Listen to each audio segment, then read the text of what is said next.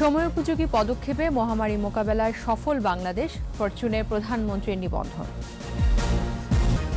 50 বছরে ঘুরে দাঁড়াচ্ছে স্বাস্থ্য খাত, কমেছে শিশু ও মাতৃমৃত্যু, দুর্নীতি বন্ধে দরকার রাজনৈতিক সংকল্প।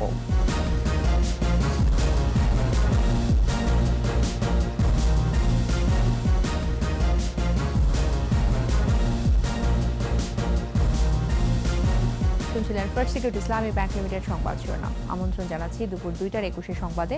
আপনাদের সাথে আছে আমি তাজনুবা জাবিন। 21 টেলিভিশনের সংবাদ একই সাথে সরাসরি দেখতে পাবেন আমাদের ফেসবুক পেজ www.facebook.com/2124 অনলাইন। জনগণের অংশগ্রহণ এবং সরকারের সময় উপযোগী পদক্ষেপের কারণে করোনা মহামারী মোকাবেলায় সফল হয়েছে বাংলাদেশ। আর ব্যবসা বাণিজ্য সুরক্ষায় সরকারের দেওয়া প্রণোদনা প্যাকেজ গুরুত্বপূর্ণ ভূমিকা রেখেছে। নিয়োগ ভিত্তিক জনপ্রিয় সাময়িকী ফরচুনে প্রকাশিত এক নিবন্ধে প্রধানমন্ত্রী শেখ হাসিনা এসব কথা বলেন। ওমিক্রন মোকাবেলাতেও সরকারের সিদ্ধান্তের প্রতি জনগণের সমর্থন অব্যাহত থাকবে বলে জানান প্রধানমন্ত্রী। আরও জানাচ্ছেন আজহারুল ইসলাম।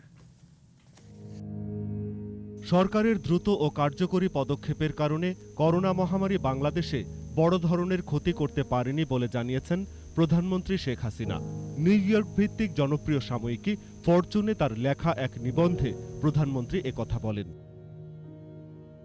হতদরিদ্র, প্রতিবন্ধী, শিশু, বয়োজ্যেষ্ঠ, অভিবাসী, অসহায় নারীসহ ৬৮ লাখ পরিবারকে সহায়তার কথা তুলে ধরেন প্রধানমন্ত্রী। পাশাপাশি ব্যবসা বাণিজ্যের সুরক্ষায় 22.1 বিলিয়ন মার্কিন ডলার মূল্যমানের ২৮টি পৃথক প্রণোদনা প্যাকেজের বিষয়টিও তুলে ধরেন তিনি। এর বাইরে ভ্যাকসিন সহ জরুরি স্বাস্থ্য সামগ্রী ক্রয় ও করোনা মোকাবিলায় বিপুল অর্থ ব্যয়ের কথা জানান প্রধানমন্ত্রী। ওমিক্রন প্রতিরোধেও তার সরকারের সব পদক্ষেপে জনগণের সমর্থন থাকবে বলে জানান প্রধানমন্ত্রী। জাতির পিতা বঙ্গবন্ধু শেখ মুজিবুর রহমানের জন্মশতবার্ষিকীতে গৃহহীনদের জন্য বাড়ি নির্মাণ করে দেওয়ার মহতী উদ্যোগের বিষয়টিও উঠে আসে প্রধানমন্ত্রীর নিবন্ধে। সারা দেশের হাসপাতালগুলোতে আইসোলেশন সুবিধা স্থাপনের পাশাপাশি ৬,২০০ ডাক্তার, ১০,০০০ নার্স এবং ৩,০০০ অন্যান্য গুরুত্বপূর্ণ চিকিৎসাকর্মী নিয়োগ দেওয়ার কথা বলেন জাতিসংঘের এসডিজি পুরস্কার পাওয়া শেখ হাসিনা। প্রধানমন্ত্রী শেখ হাসিনা তার নিবন্ধে বলেন, ২০২১ অর্থ বছরে বাংলাদেশের মাথাপিছু আয় প্রতিবেশীদের চেয়ে বেড়েছে। বৈদেশিক মুদ্রার রিজার্ভ রেকর্ড ৪৮ বিলিয়ন ডলারে পৌঁছেছে বলেও জানান তিনি। সরকারের ডিজিটাল বাংলাদেশ বিনির্মাণের উদ্যোগের নানা সফলতার চিত্র উঠে আসে প্রধানমন্ত্রী শেখ হাসিনার নিবন্ধে। বৈচিত্র্যময় ও রূপান্তরিত অর্থনীতি কোভিড মোকাবেলায় লড়াইকে সহজ করেছে বলে নিবন্ধে জানান প্রধানমন্ত্রী শেখ হাসিনা। আজহারুল ইসলাম, ২১ টেলিভিশন। এবার আমাদের বিশেষ আয়োজন বাংলাদেশের 50।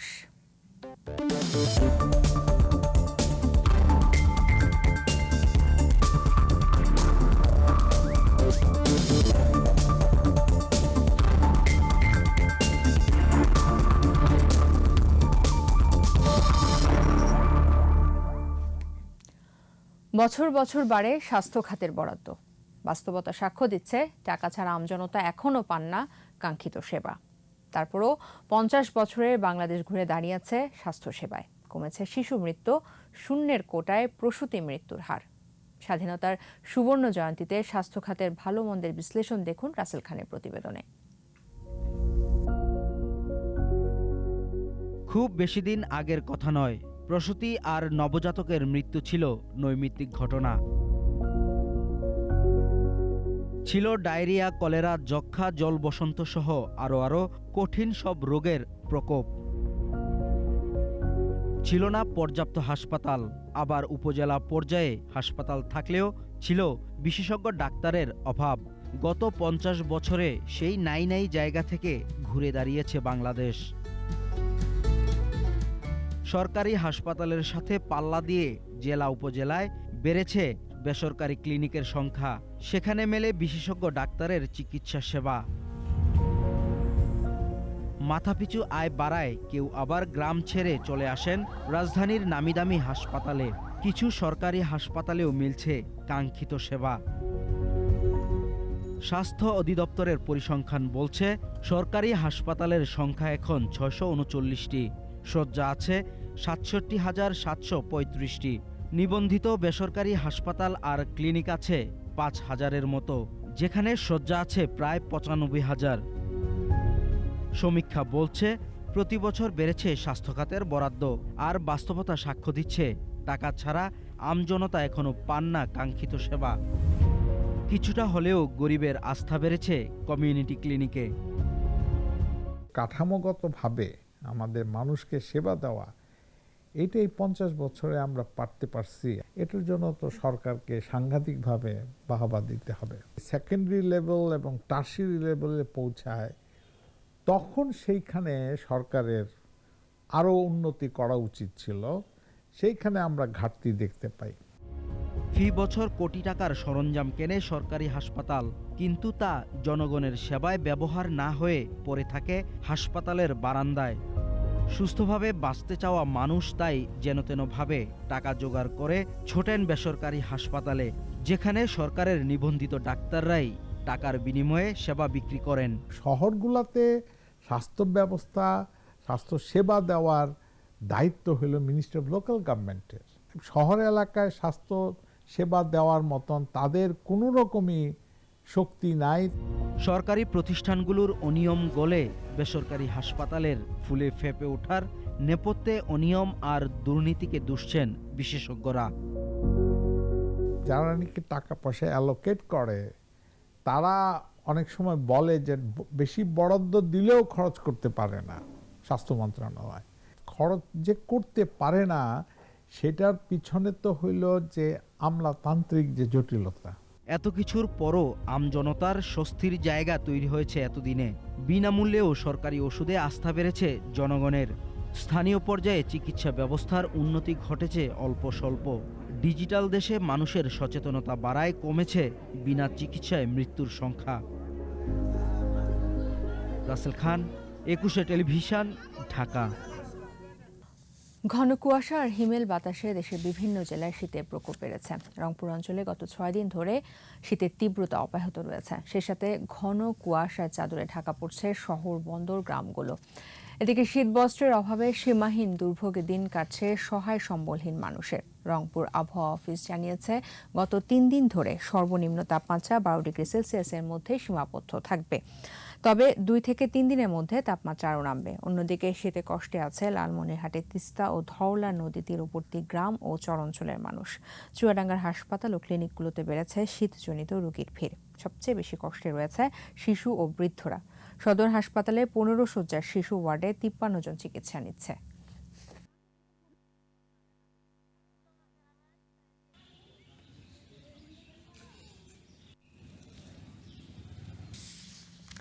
এবার আমার বাংলা।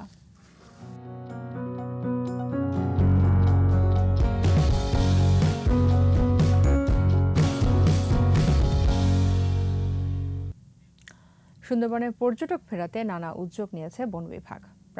গত প্রায় ২ বছর করোনার কারণে পর্যটক কমায় কর্মজোর বন্যপ্রাণী প্রজনন কেন্দ্রটিকে আরও বেশি পর্যটক বান্ধব হিসেবে গড়ে তোলা হচ্ছে। কর্মকর্তারা জানান, দেশি বিদেশি পর্যটকরা যাতে আরও বেশি আনন্দ উপভোগ করতে পারে সেজন্য সব চেষ্টাই আছে। বাগেরহাট প্রতিনিধির রিপোর্ট জানাচ্ছেন রত্নজামান।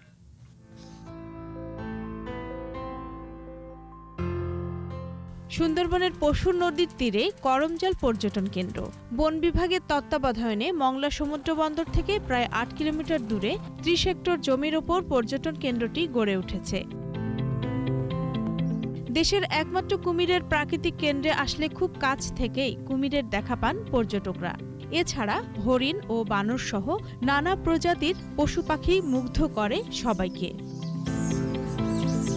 কাঠের তৈরি আঁকাবাঁকা হাঁটা পথ ধরে এগিয়ে গেলে সুন্দরবনের জীববৈচিত্র্যের অনেক তথ্যই জানতে পারেন পর্যটকরা। ওয়াচ টাওয়ার থেকে নদী, খাল আর সবুজ ঘেরা সুন্দরবনের অপরূপ সৌন্দর্য মন কাড়ে। সুন্দরবনের শুরুতেই যে এত সুন্দর, আমার মনে হচ্ছে যে এটার যতই গভীরে যাওয়া যাবে সৌন্দর্য ততই বাড়তে থাকবে। মনে হয় যে আসলে 1-2 ঘন্টা না, অনেকক্ষণ যদি থাকতে পারতাম তাহলে ভালো লাগতো আরো বেশি। It's very happy to me to view everything and nice fresh air as a very good feeling. বানর, হরিণ, কচ্ছপ আর দেখছি সাপ। করোনায় পর্যটক কমায় এবার পর্যটক ফেরাতে তৎপর করমজাল প্রজনন কেন্দ্রের কর্মকর্তা। এখানে আমরা নতুন করে কিছু ফুড ট্রেলের কাজ শুরু করেছি, ওয়াচ টাওয়ার এবং আমাদের যে অন্যান্য ব্যবস্থাপনা আছে সেগুলোকে আমরা মোটামুটি মডিফাই করে আরও সুন্দর করে রাখার চেষ্টা করেছি। সুন্দরবনে বন্যপ্রাণী করমজল প্রজনন কেন্দ্রটি স্থাপিত হয় 2000 সালে। প্রতি বছর দেশি বিদেশি লক্ষাধিক পর্যটক কেন্দ্রটিতে আসেন। রত্না সামান, 21 টেলিভিশন। এবার বিজয় চিহ্ন।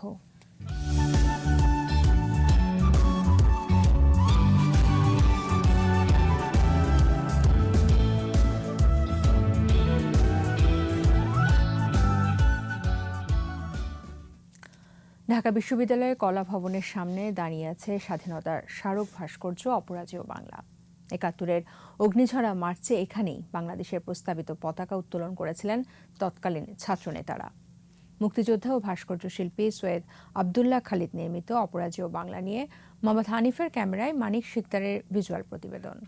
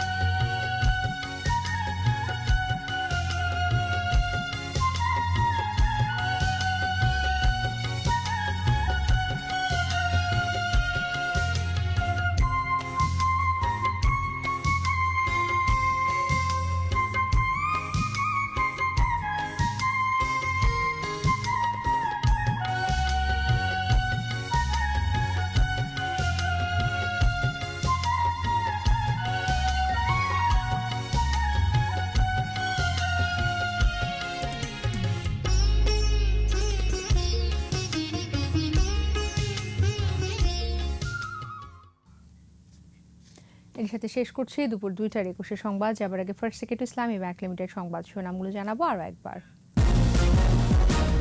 সময়োপযোগী পদক্ষেপে মহামারী মোকাবেলায় সফল বাংলাদেশ, ফরচুনের প্রধানমন্ত্রীর নিবন্ধ। ৫০ বছরে ঘুরে দাঁড়াচ্ছে স্বাস্থ্য খাত, কমেছে শিশু ও মাতৃমৃত্যু, দুর্নীতি বন্ধে দরকার রাজনৈতিক সংকল্প।